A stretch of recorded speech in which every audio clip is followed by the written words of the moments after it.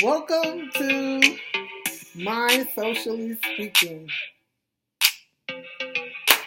Yep, I'm back with my music. I tried out something the other day and didn't really like it that much. So I don't know. This is like my signature theme song, and the name of it is Triumph. How appropriate is that for me? And it could be for you too. Anyway, I'm your girl Sunny Day. And please like if you're so inclined. And I'm happy to see you today. Today's topic is motivated by the book that I wrote. It's called Self-Respect at Work. That's my topic for today. Self-respect in the workplace. So, if you don't work really hard at work, I'm not talking to you. This segment, you can stay, but this is really not for you. This is for my people at work that go hard. For the ones that show up to work to get the job done. The ones that really, really abide by that agreement that you signed, that document that you signed, that states, I will perform these very specific responsibilities, and your heart and soul, your mind inclined to do it. That's who I'm talking to today. The hard worker, no matter where you live, no matter where you work. I don't care if you're a director. I don't care if you're a janitor. I don't care if you're a seamstress. I don't care if you work at a plant. I don't care if you're a sales associate, teacher, psychiatrist, supervisor, coordinator, worker, don't care. McDonald's, fast food, I'm talking to you. The one that works hard and showing up to be accountable. This segment today is dedicated to you, to the hard worker in you. And it's all about self-respect at work. So, you guys know already that I wrote this wonderful book, Social Work Drama. If you haven't gotten it, you're still missing out. I just read, I know you're going to think I'm biased because I wrote it, but I just read like one line from it and I got so emotional. I just skimmed through it and just read just one line. That was all I had to look at. And it made me feel so emotional. I can't even put it to words, and it's my own daggone book. That's how impressionable it is, and that's how powerful the book is. No, it's not the best book you'll ever read in your life, but it's definitely, even though it's a book about social work, it's still, if you think about it, society and social work, no matter what area you're in, what field you're in, no matter what your interests are, social work affects us all. It's society, it's societal issues. Social work is about behavior. Social work is about moods. Social work is about psychology. And that's us. We live, we move, we perform, we act. We are encouraged, inspired, we're discouraged.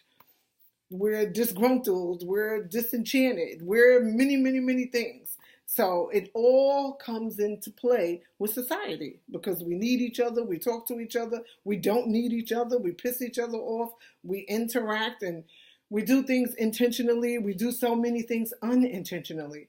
So I say all that to say, if you feel like, oh, social work is not my interest, the book is still extremely intriguing.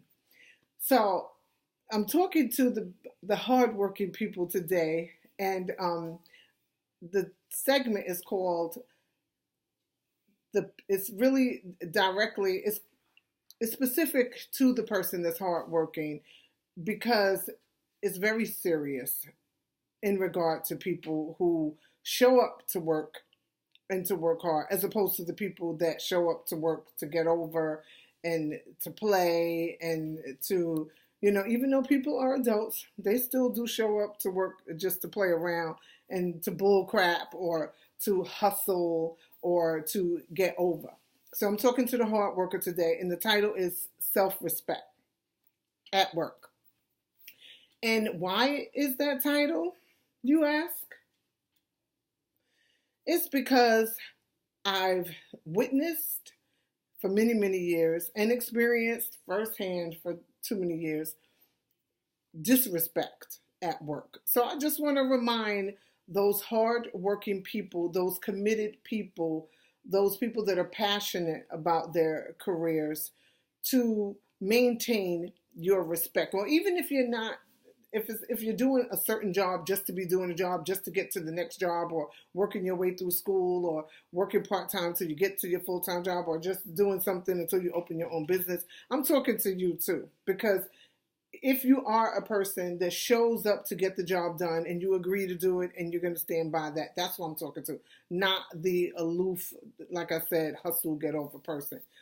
Because hardworking, dedicated, committed people with integrity that show up to work on time for the most part, to be accountable, and that are ethical people that really are not hiding behind the job. And when I say hiding, I mean a person that is just at the job just to get a check, and just at the job actually doing things that are contrary to the job, or just showing up to the job just to be negative. Or, I mean, everybody doesn't go to work to work. So I'm talking to the hard worker. I have witnessed and have experienced high levels of disrespect and disregard at work in all forms. Oh my God, it's repulsive to even think about it. And we got to call these people out. Whether it's a coworker or your supervisor or whomever. I'm not saying start a revolution. I'm not saying go off and quit your job and curse somebody out. I'm just simply, and it's not even simply, it's really a pretty big step, and it takes a lot of courage. Just maintain your self-respect at work. I know everybody needs a job. I'm not trying to say, oh, quit your job, tell people off, or curse somebody out. No, don't curse, period. And don't tell anybody off either. But also, maintain your self-respect at work, because you showed up and you agreed to perform this responsibility. You are mature and civil, and you're accountable and respectful and professional. So you're doing your job. So don't allow anybody, coworker, supervisor, program director, I don't care who it is, don't allow anybody to disrespect you, because that's not when you're doing your job. I mean, we shouldn't disrespect each other at work anyway, but especially when you're at your job going hard. I'm talking about that person that you get off at 5, but you're still sitting there at 7, 8 o'clock, or taking work home, doing work on weekends, or on call when you don't have to be. That's going far above and beyond. And there's nothing wrong with being passionate and being committed to what you do. But I want to encourage you and remind you to maintain your self-respect and not allow anyone to exploit your hard-working characteristics. Because people do have a deep-seated tendency to do that. They'll see you're a hard worker. They'll see you struggle. They see you maintain. They see you dedicated. And then they add on. Instead of them being grateful. And I mean, all you have to do is just be grateful. They don't even have to do anything extra. It'd be nice if they did something nice. Or even if you just said something nice. If they just say, thank you. But they don't even do that. This world now has these people at these jobs, and I'm talking about all kinds of jobs, because I talk to people all day. This is like what I do now. Talk to people about all types of jobs, and not all jobs are horrible. No, not all jobs are disrespectful. Only 95% of them. I'm talking about the out of home jobs. But I'm talking about people, I'm encouraging you to maintain your self respect at work, because there's too many supervisors, directors, or overseers who do see people working very hard and committed and doing their job very well. People that are not even replaceable. And people have that, oh, people are replaceable, that misconception. No, no. An ethical, dedicated, honest, loyal, committed, hardworking person, they're not replaceable. No, you could probably do what we call in the social work world a warm-bodied syndrome. You could probably just put another body there. But somebody with ethics, someone serious, someone that can engage people no matter what you do. Perfect example, it just dawned on me. I went to a brand new beauty store yesterday, Ulta, brand new. And we walk through the door, and we're coming in, we want to buy just a little something, something, see what you got. They had this lame lady at the door, giving out the bag. She was like, "Do you want a bag?" And I looked at her like, no, because of her delivery. Now, if it were me, yeah, I'd be in there. "Hi, welcome to Ulta. Welcome to our grand opening. Hi," and probably like compliments. You can always find something nice to say about somebody. Throw a little compliment, just be warm and inviting. She was so humdrum. She was replaceable. They actually really, really need to replace her, because somebody like that doesn't need to be at the front door greeting people. So someone like that is replaceable. And I know that might sound like an unrelatable example, but she was the greeter. It was a brand new, beautiful, pretty pink and yellow and white store. So you walk in, everybody likes new, shiny, sparkly stuff. That's what the store was. It was beauty. They had a salon. It was everything. So the first person you see, you don't want them to be humdrum, hi, like hesitant to say hi. And do you want a bag? She was definitely replaceable. But that's the person that I'm talking about when I say that's not a hard worker, because she should have been trained and she should know to be, even if you were tired, she couldn't have been tired because it was kind of like early in the afternoon. But anyhow, sorry, I know I digressed a little bit, but I did want to give you that example. I'm referring to the person that is, again, committed and dedicated and educated. And when I say educated, it doesn't have to be a formal education. You can work at your job for 20 years and whatever it is that you do. If you work at the DMV for 20 years, you're educated in the Department of Motor Vehicles. You know what's going down in there, and you pretty much could tell almost anybody. So don't get it twisted. If you are an accountable, respectful professional, I'm not saying you're perfect, but you're a hard worker, you show up, you take your job serious, you don't play no games with sick time and all of that, maintain your self-respect at work. Do not let supervisors, colleagues, co-workers, department heads, don't let them talk to you any kind of way, disrespectfully or inappropriately or unprofessionally. Listen, because there's too many people doing that, and there's too many people letting people get away with it. You're not a dime a dozen at your job. Don't quit your job. Don't curse anybody out or tell anybody off or resign unless that's something you want to do. I'm just encouraging you, stand up for yourself at the job. Stop letting people treat you like a slave at a job, because you're not a slave. All you're doing is working hard and you're caring about what you do. And that's also not very easy to come by. Somebody that really cares about the work that they do, whatever it is. If you're an accountant, you care about those numbers. You're a bookkeeper, you care about getting those numbers right. You actually have to get those numbers right. You must. And I mean, if you're at the job and you're really determined to make sure you get it right and you're giving it your all in all, you're not replaceable. I don't care what anybody says, and don't let anybody make you feel that way. And don't allow people to have their own issues, and they have issues with separation because whatever they have going on, which is none of our business, whatever you have going on somewhere else or whatever happened with you or whatever, don't allow people to put their stuff onto you at work. Oh, Susie's having a hard time with her boss, so she's going to come over here and hurt your feelings at work or chastise you at work. No, no. Stop accepting that. Stop. Or because this department head is inundated with so much work and so much pressure, so he's going to come over here and speak to you and your team disrespectfully, and then you're going to tolerate it, and then you're going to go and subsequently treat your team that way. No, those things got to stop. Those things have to stop. That's why people are so stressed out, so depressed, so disgruntled, so disenchanted at work, because we're not saying anything. And we gotta say, you gotta say something. And trust me, you're gonna be good. Trust me, you're gonna be okay. And I'm not saying, again, I can't say that enough. I'm not recommending you quit your job, tell somebody off, or be disrespectful. No, no, no. I'm just saying you need to stand up for yourself, because you know what's happening when people don't stand up for themselves at work? You're carrying all of that inside of you.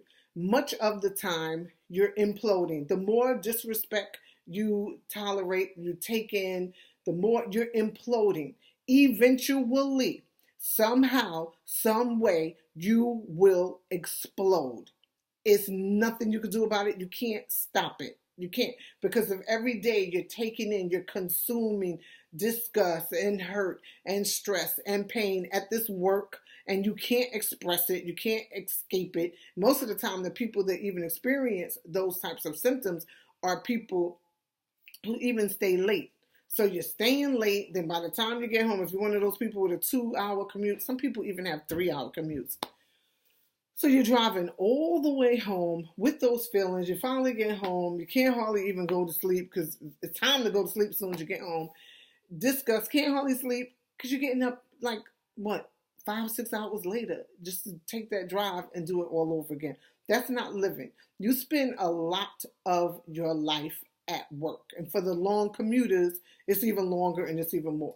And especially for those, there's a lot of people, when it's 5 o'clock, they out. When it's 6 o'clock, when it's cutoff time, they out. So shout out to y'all. But there's a lot of us who sit up there and have worked for free, work for free, still staying, and totally underappreciated. The person don't care. What they see is, oh, this is what they see. This is for real what they see. In most cases, not all. He or she is stupid. They think you're stupid for sitting there. They're not going to tell you that. They're not going to probably 100% show it to you. But if they didn't think you were stupid, if they didn't think we were stupid for doing it, they'd say, thank you. Or they'd inform you ahead of time, your time won't allow you to complete this or that specific task. So can you do it on your break? Would you do it on your free time? Could you come in a few moments earlier to complete that task? They don't do that. They don't do that. They just say you have to get it done, and then it's a totally unreasonable task that you can't do in the time that you're allotted to do it. I'm sorry. So then you end up working for free, volunteering. And these people don't care enough about any of us to pay you for your time, acknowledge you, say thank you, just disrespect. That's why today's segment is called Have Your Self-Respect at Work. And you could do it very kindly, very professionally, very lightly, unemotionally. Actually, that's like the first rule in this. Move your emotions. Move your emotions when you have to maintain your respect, your self-respect at work. Just move your emotions to the side and just simply say, whatever it is you have to say, you want to say that you need to say. Just take a moment and push your emotions to the side, just so you can communicate effectively. So you can communicate, because really, it's a fact that we feel, but feelings aren't facts. That's a saying that I heard a whole bunch of years ago. And it's true, right? We feel what we feel. Like, you could feel the anger, you could feel the disrespect, and it's a fact that I feel it, but the feeling itself doesn't have to be factual. Because, example, the person that is doing that to you, the person that's saying do this, do this, do this in an unrealistic time frame, they, if you do it, they could think, yeah, he or she is a dummy for working for free. But they might not, depending on who it is, certain places, they may not know what they're really doing. So if you're, or the degree of it, I should say, the magnitude of it. So it doesn't make any sense. Or they could just be a person who you could have a supervisor who gets stepped on all the time, and they never ever stand up for themselves. So when they come to you and say, "Oh, you got to do this and do that," they probably, I mean, they're a doormat, so they don't even come to you as you are a doormat, like they want to treat you like a doormat, because they're being treated like one. So they don't even come to you in that way. So they don't even, it doesn't make any sense to be extremely emotional about it in most cases. And plus, when we are overly emotional or just emotional, most of the time we're hurting ourselves. So I don't want you to hurt yourself. That's what this channel is all about, taking good care of yourself.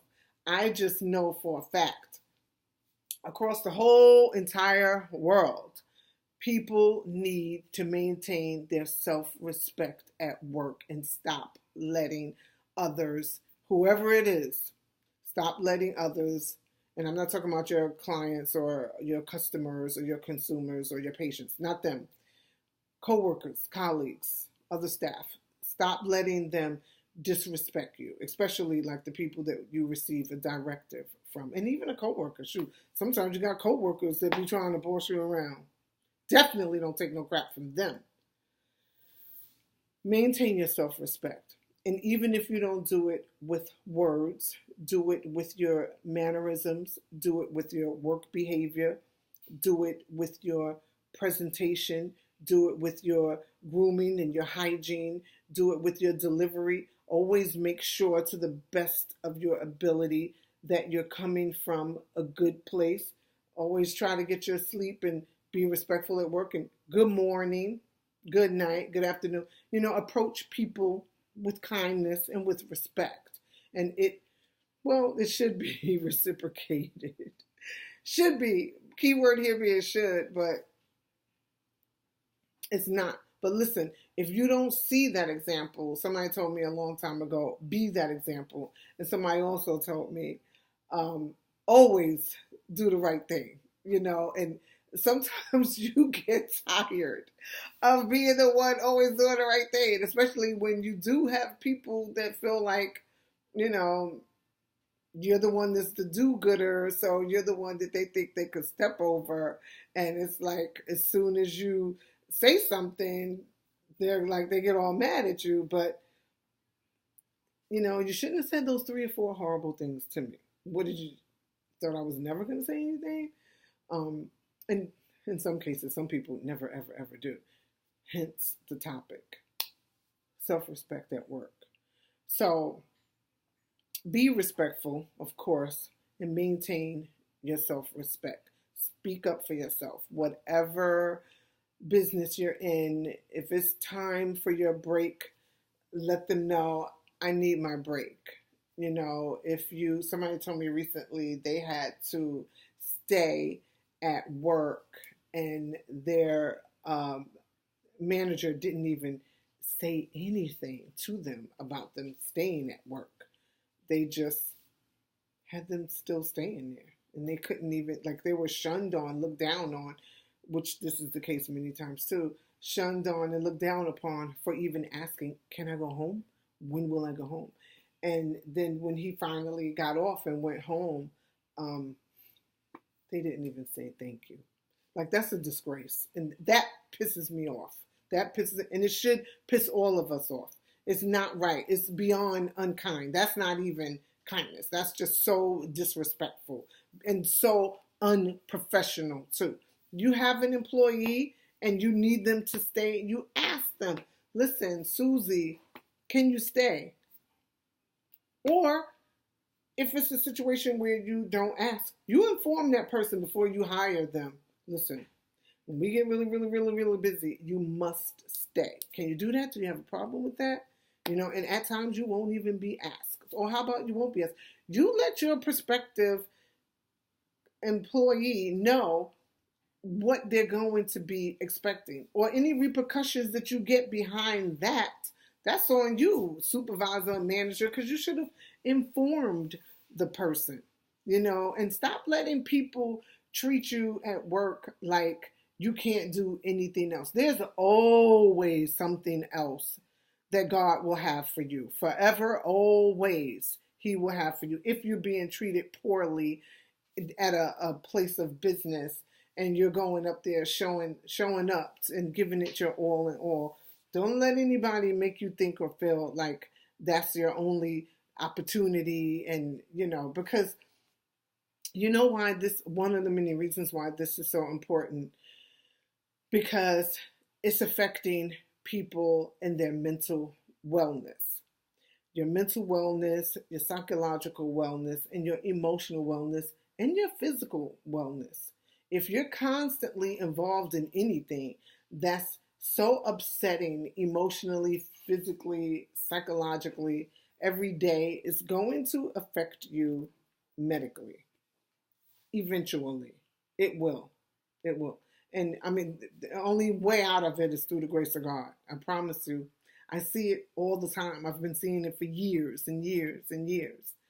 So maintain your self-respect. Don't be disrespectful, but let people know, no, I'm a hard worker, and you're not coming at me like that. I mean, don't say those words verbatim, but find because it's a little bit difficult for me to tell you explicitly, because I got to know the business you're in, and what I could tell you exactly what to say and exactly how to approach it, but I got to know the specifics of the situation in the employment environment. But that's why I'm able to confidently tell you to speak up for yourself.